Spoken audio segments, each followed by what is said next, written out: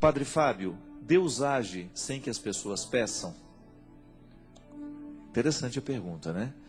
Porque essa pergunta ela é bastante abrangente. Ela gira em torno de várias questões importantes que nós precisamos ter clareza na nossa vida de cristão. Eu começo a perguntar para você, ô Silvio, eu não sei se você já é pai, se você ainda não, né? Se você já passou pela experiência da paternidade, mas se você ainda não é, um dia você vai ser. Você que é pai pode me ajudar a responder. Quando você ama o filho que você tem, e você percebe que ele está diante de uma necessidade, você espera o filho pedir? Como é que funciona o seu coração?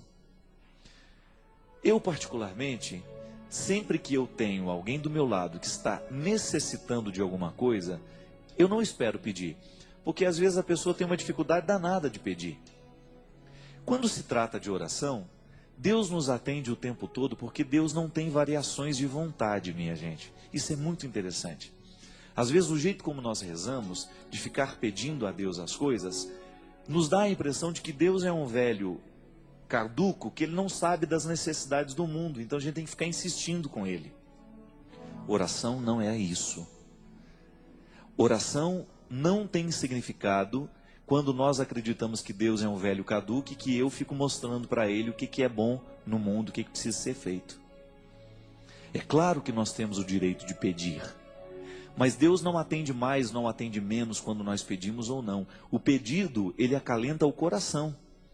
Mas o que faz a oração ter eficácia, a resolução, né, digamos assim, a solução do problema que eu apresento para Deus, ela só acontece no momento em que a graça de Deus, que sempre é desejo de que o ser humano seja feliz, se encontra com um ser humano que verdadeiramente quer ser feliz.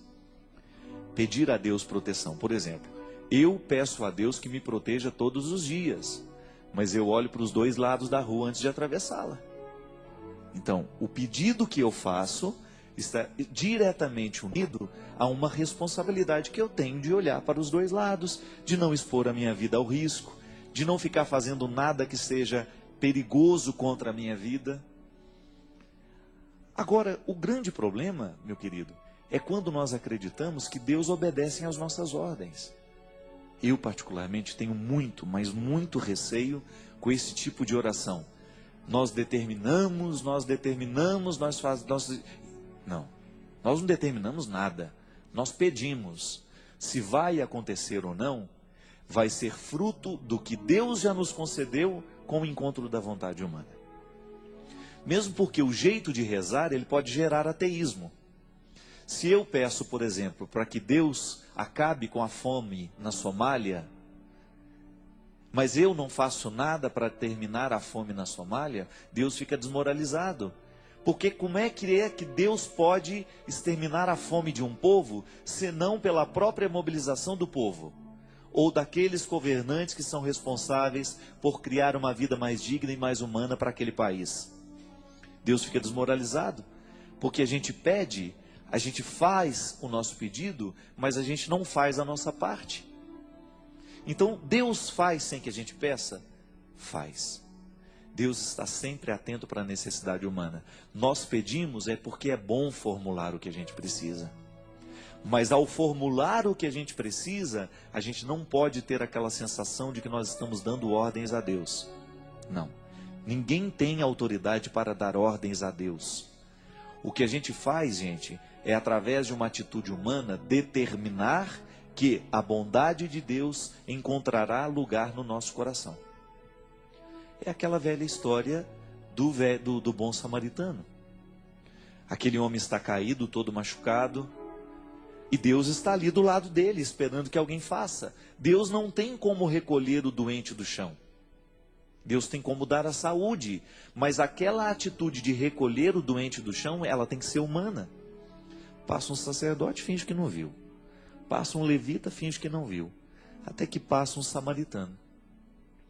Passa um samaritano, ele se compadece e ele faz aquilo que Deus queria que o sacerdote fizesse, que o levita fizesse, mas que ninguém fez.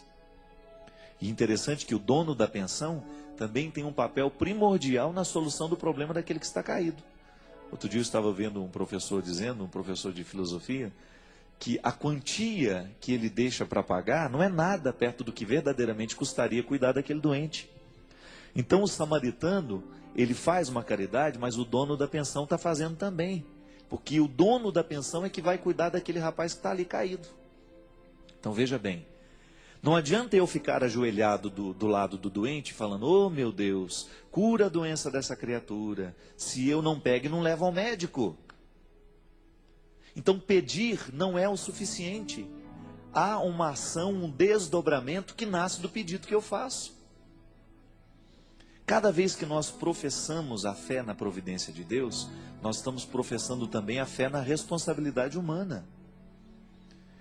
E às vezes a oração que a gente escuta nos dá a impressão de que Deus é um velho caquético que não sabe de nada mais na vida. A gente fala, oh meu Deus, essa mulher tão boa, Jesus, cura o coração dela, cura ela dessa doença.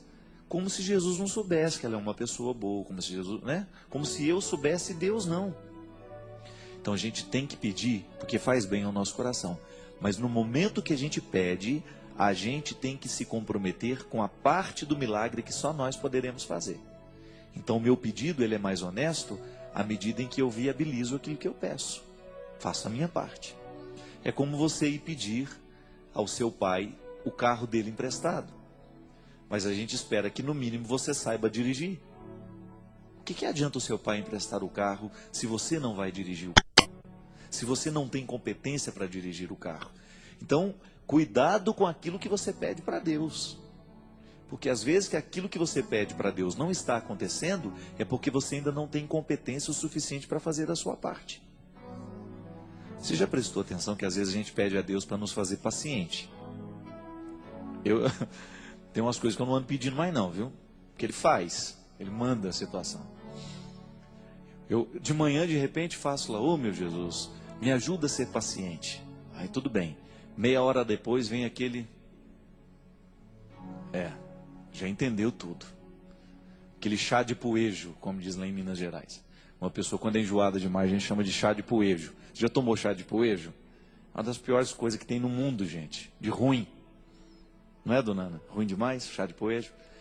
Então, quando você está com aquele chá de poejo, que mede 1 metro e pouco do seu lado, conversando fiado na sua cabeça, te enchendo o saco, né? Falando e conversando, e papapá, tirando a sua paz, aí você lembra que você rezou de manhã, pedindo a Deus que lhe desse paciência. Ô Jesus, me faz paciente. Mas ela não quer ser incomodada. Pô, como é que vai ficar paciente se não passar pela experiência de encontrar um chato no meio do caminho e ter paciência com o chato? Aí depois pede a Deus, ô meu Jesus, me faça generoso, tá certo? Mas aí você começa a esbarrar nos pobres toda hora. Ô, você podia me ajudar aqui? Às vezes nem é financeiramente não. Ô, me ajuda a resolver esse probleminha. Ah, agora não posso, não tem tempo. Mas de manhã pediu para ser generoso, para ter um coração bom.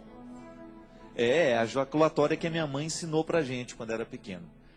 Sagrado coração de Jesus, fazei o nosso coração semelhante ao vosso. Cuidado, viu, na hora que você reza. Cuidado com o que você pede para Deus, porque Ele faz e às vezes não acontece, é porque você ainda não teve coragem de colocar a sua parte na história. Que dá trabalho mesmo, gente. Oração é via, vai e vem. Deus não faz tudo por nós, não. Existem coisas que só Deus pode fazer e existem coisas que só nós podemos realizar. E Ele não vai ficar se metendo naquilo que é nosso.